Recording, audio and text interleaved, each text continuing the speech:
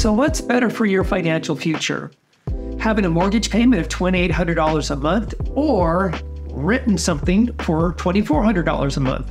At first glance, it definitely seems like it's a $400 savings that you could put into some other investment if you had a rental. Now granted, first glance, it makes a lot of sense, but let's break down that $2,800 a month and what that looks like at the end of a year. How that breaks down is you're going to have about $1,850 in interest payment. That's just absolute interest payment. It's a lot. I get it. It's a ton, and that's a big chunk of where it's going to go. And on top of that, you're going to be paying some taxes. You're going to be paying probably around $300 a month in taxes. So that's a big chunk of money that is just going away. Now we're going to come back to it in a second because it's actually going to work for you in a way that wealthy people use all the time.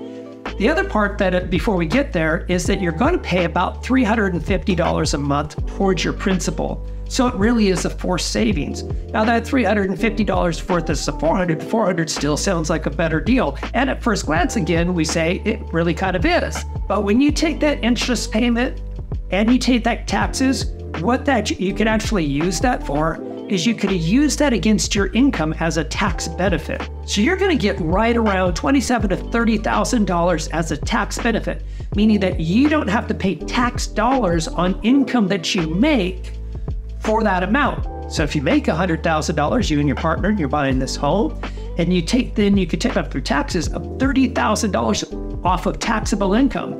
Well, gosh, that sounds really good. About how much is that? Well, see your CPA to get exact numbers, but it's about $5,000 a year. So you're saving off of taxes about $5,000 a year.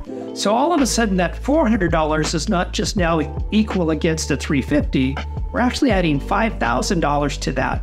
So you're end up coming out quite a bit ahead at the end of the year. And the great news is, it's year after year that begins to work more and more in your favor. See, your mortgage payment isn't going to go up. Your taxes are going to go up a little bit, assumedly so, because taxes always go up.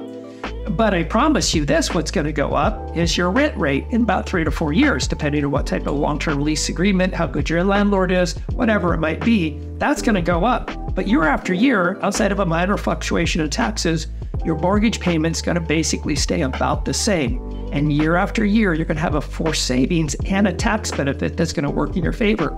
That's why people, especially in the middle class and lower class as far as income bracket, create more generational wealth through home ownership than if you didn't buy a home. That's why I'm such an advocate for home ownership.